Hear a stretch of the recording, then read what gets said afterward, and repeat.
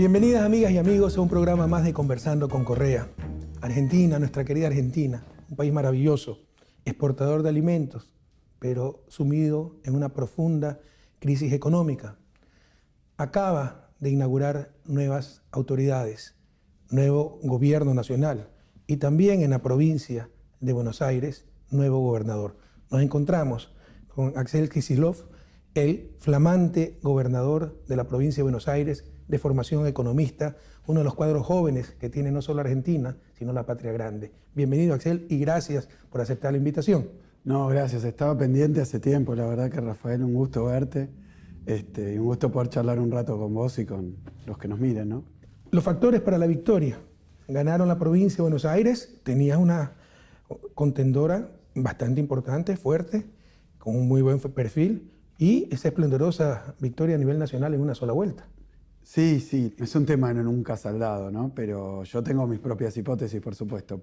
Creo primero que fue un pésimo gobierno. Un pésimo gobierno desde el provincial. Punto de vista provincial, en plena sintonía con el gobierno nacional. Un mal plan, horrible plan, con un resultado horrible, pero con muchísimo blindaje mediático, con muchísimo marketing político. Fue un gobierno, Argentina sufrió experiencias y experimentos neoliberales como el que tuvimos ahora, de valorización financiera, de lo mismo, endeudamiento y fuga de capitales, destrucción del tejido industrial, exclusión social, pasó varias veces en la historia argentina. Este episodio tuvo la particularidad, podríamos decirlo así, nunca se mintió tanto sobre lo que se estaba haciendo en la economía. Después podemos hablar de muchas facetas más, pero me pongo en este. Mientras al ciudadano, a la ciudadana, a los y las bonaerenses la vida le caía en picada, en la televisión decían que todo iba fenómeno, que todo iba genial, que había que esperar, tener paciencia, hacer el sacrificio. Se usaron metáforas de todo tipo, de un barco, de la luz al final del túnel, de la lluvia de inversiones, meteorológicas, geográficas, geológicas. Todo mentira. Se estaba aplicando el mismo plan de siempre.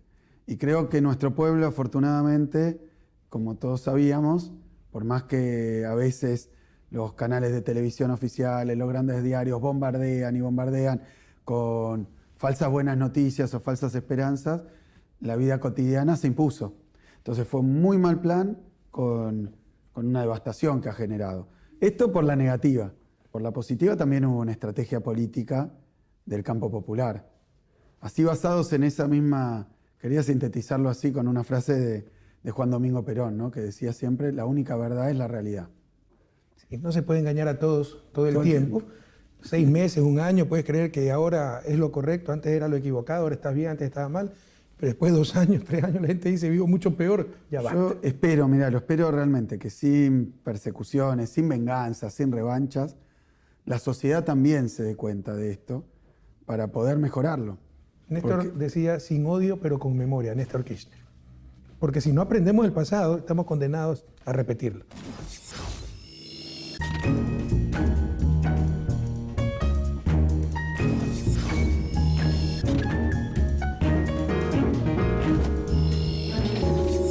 Y aquí es derrotada esa restauración 4 años después, en el 2019.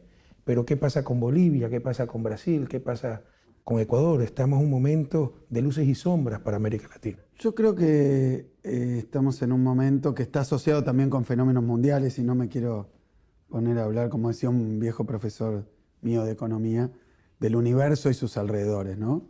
Para explicar las cosas terrenales y cercanas. Pero la verdad que yo creo que el origen de esto tiene que ver con la crisis de 2008, con la crisis de Lehman Brothers. Después de la crisis de Lehman Brothers se empezó a ver mucha turbulencia económica, financiera, comercial en los países centrales, y después aproximadamente en 2014 esa crisis se desplazó. Primero se había desplazado Europa, ya por 2010, la de 2008, y generó grandes desastres en la política también. Y después se desplazó a América Latina. Prácticamente todos los gobiernos europeos perdieron las elecciones, claro, por la mala situación económica. En el 14 se produce la caída de los precios de las commodities, del petróleo, para nosotros de los productos... ¿Y tú crees que es consecuencia de la crisis del 2008 de las tasas subprime? No digo que sea consecuencia, es la misma crisis. Lo que pasa es que esa crisis se ha trasladado, por decirlo así, y se convirtió en una especie de tren fantasma, le decimos acá, a esos trenes en los parques de diversiones donde va recorriendo estaciones. Yo estaba en el poder en el 2014 y nosotros identificamos claramente Bueno, ese año como el momento en que empiezan a reconstituirse las fuerzas de derecha, a formar coaliciones nunca antes vistas, con recursos ilimitados, con discurso articulado, con coordinación entre prensa nacional, prensa internacional, y se nos vinieron con todo. Yo era ministro de Economía de la Argentina. Y cuando la crisis llega acá, obviamente los gobiernos de América Latina empiezan a sufrir las consecuencias de esa situación económica mundial y a tomar medidas muchas veces de emergencia, pero a veces no del todo simpáticas. Entonces también la sociedad, que no termina de entender qué es lo que está ocurriendo, porque son fenómenos muy grandes y a veces nosotros no terminamos de explicarlo perfectamente bien como gobiernos. Entonces, bueno, lo que sufren es una ralentización del crecimiento, dificultades, más tensión económica, y eso da lugar a veces para que los sectores conservadores empiecen a acusar a los gobiernos populares, sin tomar en cuenta la tarea titánica que se hizo en Ecuador, allí con lo que tuvieron con la cuestión bancaria, acá con la crisis de 2001, para recuperar la economía y ponerla ahí. Solo sostenerla era una proeza, pero le critican que no siga creciendo tan fuerte como antes, como si fuera un error de las políticas. Y cuando llega esa derecha al poder, destruye todo, porque deja, lo peor que se puede hacer ante una crisis mundial es dejar desamparadas las economías nacionales, no usar todos los instrumentos que tiene. Lo que hiciste vos en Ecuador, lo que hiciste en Ecuador, fue usar todos los instrumentos de un Estado nacional, aun cuando los Estados nacionales en épocas de globalización están equipados con poca capacidad de defensa. Limitada. Más limitadas que antes.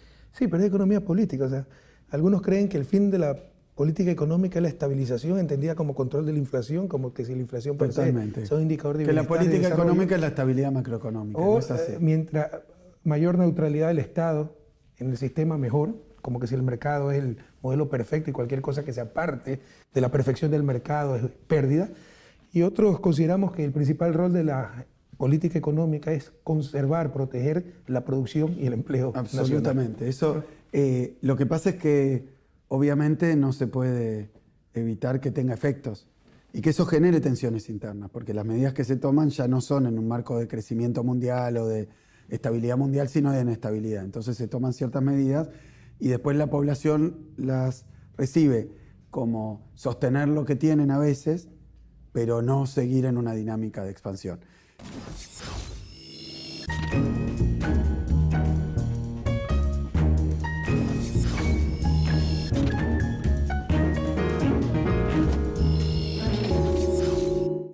Argentina es un buen ejemplo de que cuando se dejan las cosas en libertad, cuando el Estado se retira, cuando deja de tener ese papel de defensa y protección de los sectores más vulnerables y de la producción y el trabajo, no es que entonces las cosas andan mejor, sino que unos pocos sectores muy concentrados en nuestras economías toman el control.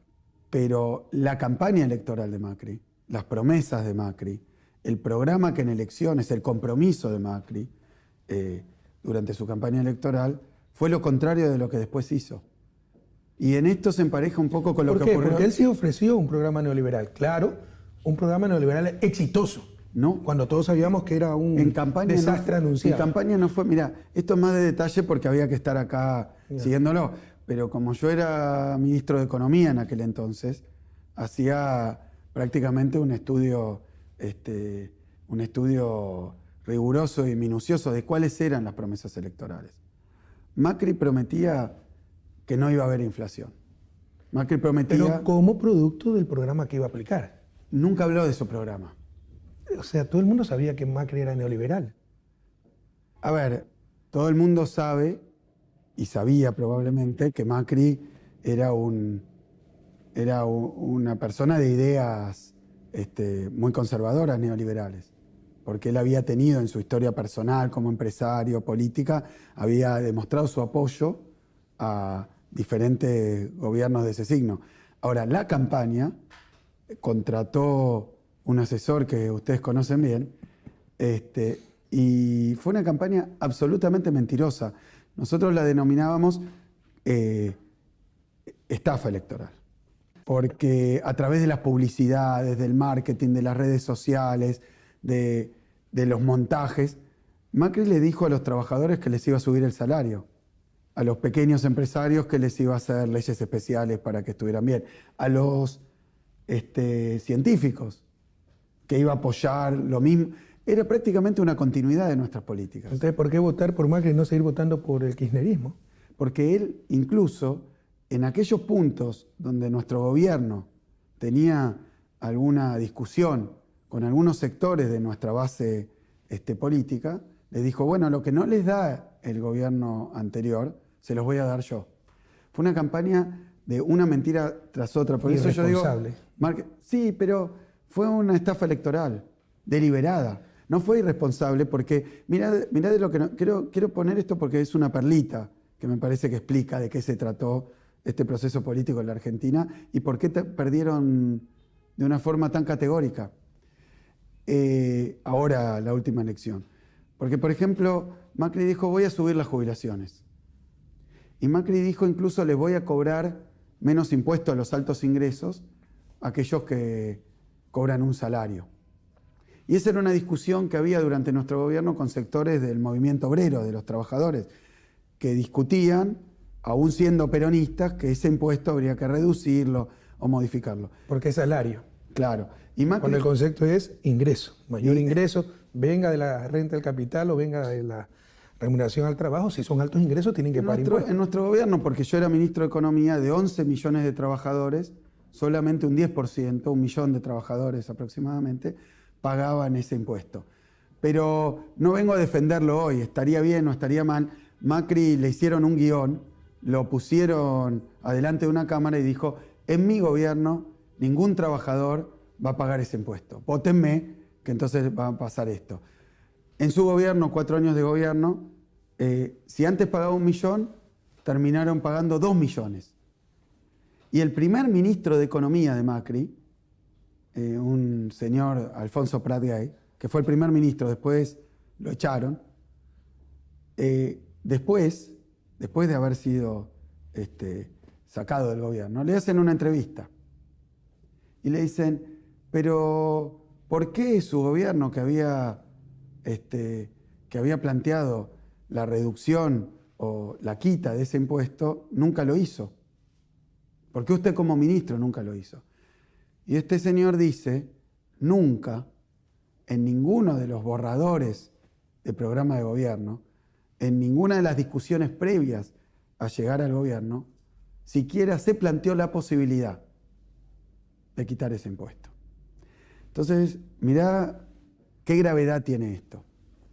No para la economía, no por la cuestión mediática, sino simplemente para la democracia. Entonces, hacen campaña de una manera, consiguen ser electos por una diferencia muy pequeña y después en el gobierno hacen lo contrario.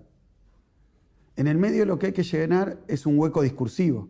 ¿Cómo justificar que no se cumple ninguna de las promesas de campaña? Hace poquito una organización no gubernamental, una ONG, una organización de la sociedad civil, muy cercana al gobierno de Macri, analiza que Macri cumplió algo así como solo 2 de 20 promesas electorales. 2 de 20 promesas. Es una estafa electoral y es un fraude de la democracia, es romper el contrato social que significa la democracia. La gente da su voto por lo que escuchó, por lo que le ofrecieron. Y si no, ¿cómo va a votar? Pero eso hace mucho daño a una sociedad. Eso lesiona la democracia en su raíz más profunda.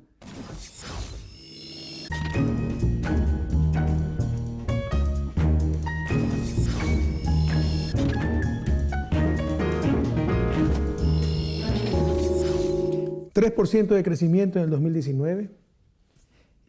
Aparentemente. De decrecimiento. De decrecimiento, dije crecimiento, perdón, decrecimiento. No, dijiste de decrecimiento, por eso yo lo quiero. Crecimiento negativo. Crecimiento negativo. Del 3%, tasas de interés nominales del 60%, inflación del 60%, 8% de la población ha caído en condición de pobreza en los últimos meses. Solamente Venezuela en Sudamérica y tal vez en toda Latinoamérica tiene peores indicadores económicos, pero Venezuela sufre un bloqueo, sufre una agresión. Venezuela ni siquiera puede vender su petróleo. En otras palabras, un desastre total, un fracaso total, las políticas económicas del macrismo. ¿Qué pasó? ¿Qué piensas que se debe hacer? Tenemos una tarea inmensa, porque ha habido un deterioro. Mira, Rafael, yo en esto quiero ser muy claro y también justo. No justo por una cuestión política o de buenas maneras, sino justo porque lo que es importante es retratar cuál es la realidad. Había evidentemente, como lo hay en todos los países periféricos, problemas estructurales de muy difícil solución, que tienen que ver con las condiciones de vida, con el acceso a la vivienda, con la situación de la salud, de la educación. Eso se puede mejorar, se mejoró durante nuestro gobierno, pero faltaba, indudablemente faltaba.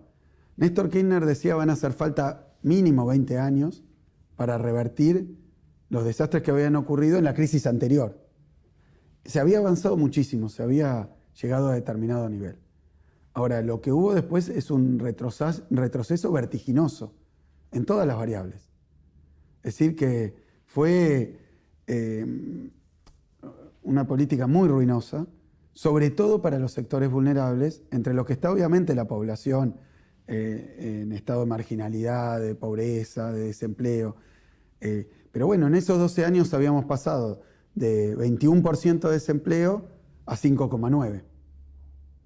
En esa época, medido no por sectores de nuestro oficialismo, sino por la oposición. Acá había varios que medían las condiciones de vulnerabilidad social, hablaban de que en el año 2003, cuando llega Néstor al gobierno, había 25 millones de personas debajo de la línea de pobreza, ¿no?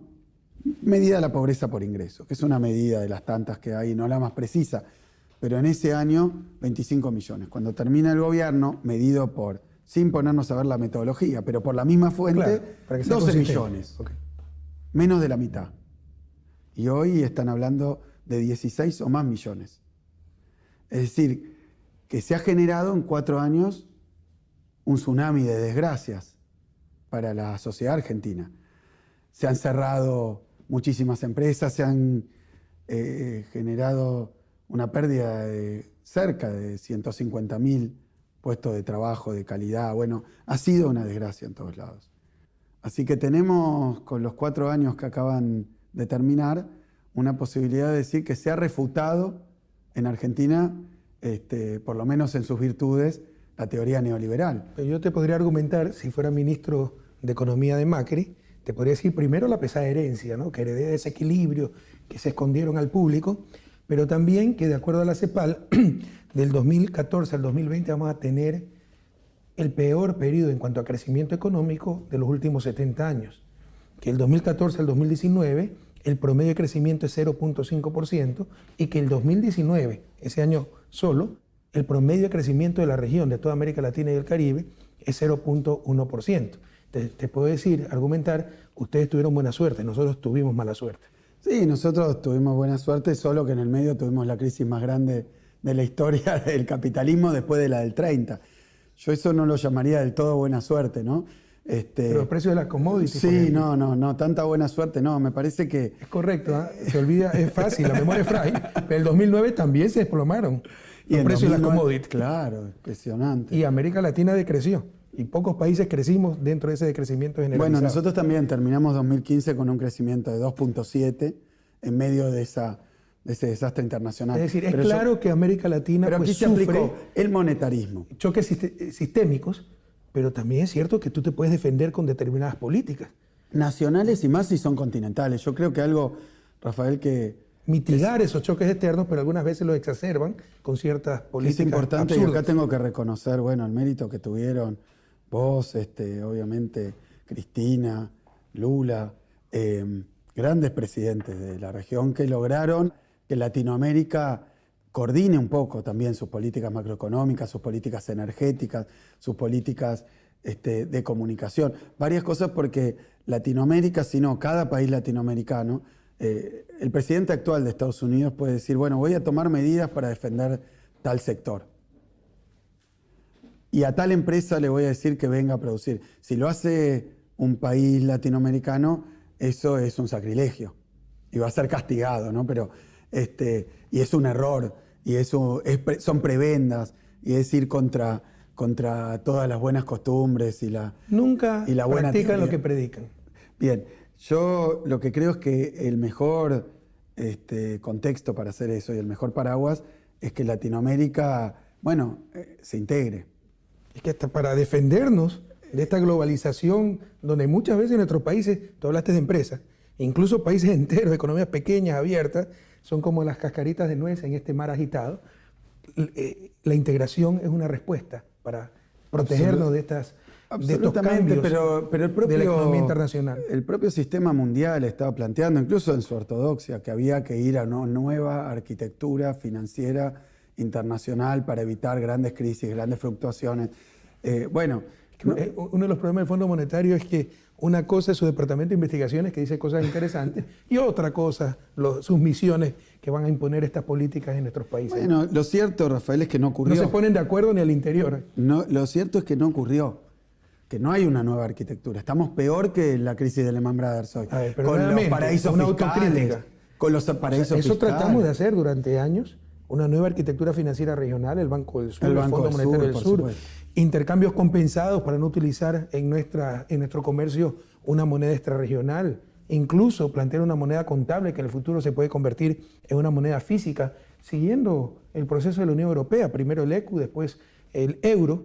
Pero ¿por qué los países sudamericanos específicamente no avanzamos en aquello? Mira, yo creo que, coincido, hubo una integración muy rápida y muy clara en lo político, por la afinidad, que tuvo efectos al interior del continente y también que planteó cuestiones a escala mundial importantísimas. Yo considero un triunfo de aquella política que las Naciones Unidas haya aprobado la resolución para las reestructuraciones de deuda. Primera vez que las Naciones Unidas, después del episodio de los fondos buitres, toma una resolución a escala mundial planteando que las reestructuraciones de deuda deben ser respetuosas de determinados principios, ¿no? El efecto de eso, bueno, creo que se dieron algunos pasos, pero fue más lenta, porque es más compleja también, y tiene que ser bien decidida, la integración financiera, la integración productiva, la integración energética. Nosotros, con Brasil en aquel momento, que somos dos economías principales socios comerciales, ¿no? Entonces hubo también elementos de avance. Pero creo que cuando se retome esa agenda hay que empezar desde el primer día por las cuestiones más complicadas. Porque además hay que saber explicarlo bien. Hay que saber explicarlo bien y creo que en eso también tenemos que tomar ventaja de lo que está ocurriendo en este momento.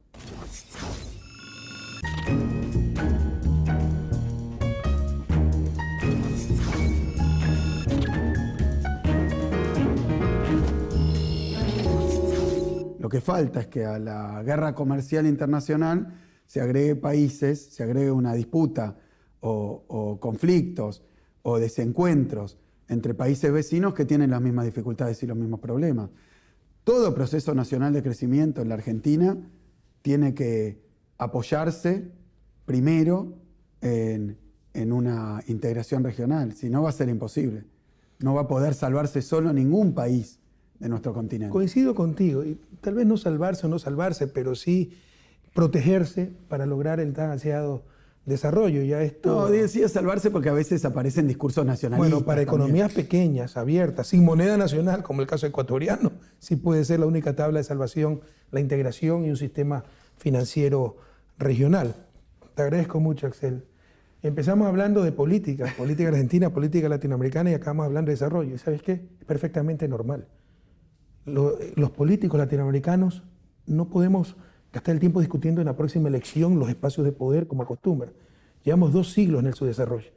El sentido de la política es superar esa condición de subdesarrollo, de pobreza, desigualdad, que nos ha acompañado desde que somos república independiente. No entiendo de otra forma la política. Mira, absolutamente. Yo creo que ahora con Alberto Fernández de presidente, con Cristina de vicepresidenta, acá en la provincia de Buenos Aires, con todo el trabajo que tenemos para hacer, también hay que mostrar otra forma de gobernar que la que usa el neoliberalismo. Hay que estar al lado de la gente, al lado de los que sufren, de los que necesitan. Eso también aquí en Argentina faltó muchísimo. Y al mismo tiempo mostrar en claro cuáles son nuestras prioridades, nuestra dirección. Aún si hay carencias, aún si los presupuestos no alcanzan, aún si nos han dejado una deuda enorme, lo que hay que mostrar es que cada centavo y cada minuto del gobierno que se viene va a estar al servicio, bueno, como dijo Alberto el otro día, hay que empezar justamente por los que menos tienen para llegar a abarcar a todo el conjunto. Siempre se van a cometer errores. Toda obra humana tiene errores. Pero el único error que no puede cometer el progresismo es estar en el lado equivocado de la historia. Gracias, Axel. Y para ustedes, queridas amigas y amigos, un fuerte abrazo y hasta el próximo programa de Conversando con Correa.